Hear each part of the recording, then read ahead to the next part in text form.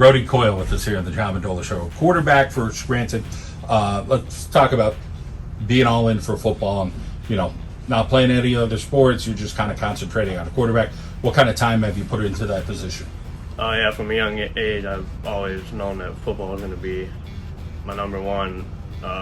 Growing up, my dad's always said it too. I dropped basketball for it my freshman year because I wanted to get bigger. I dropped baseball a while back.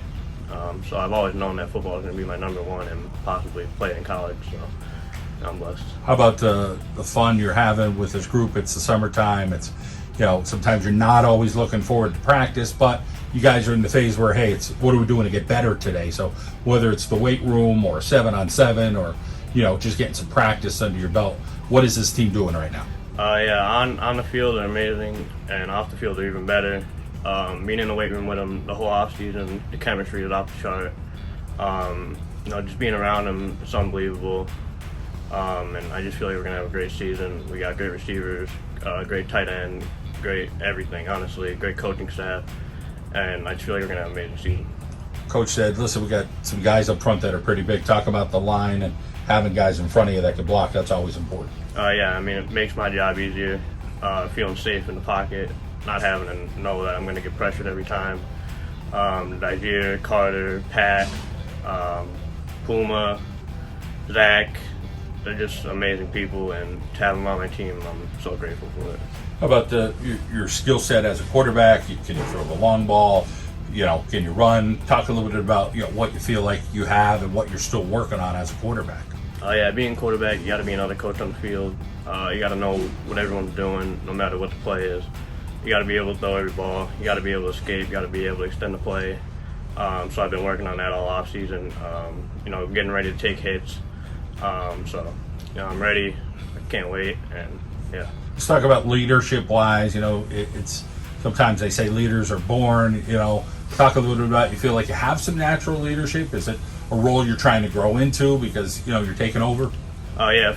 For me, again, from a young age, I've always feel like I've kind of been as much of a leader as possible, and especially sitting behind Billy for 2 years, knowing what to do as a quarterback, knowing what to say, how to get on people at certain times, and off the field decisions.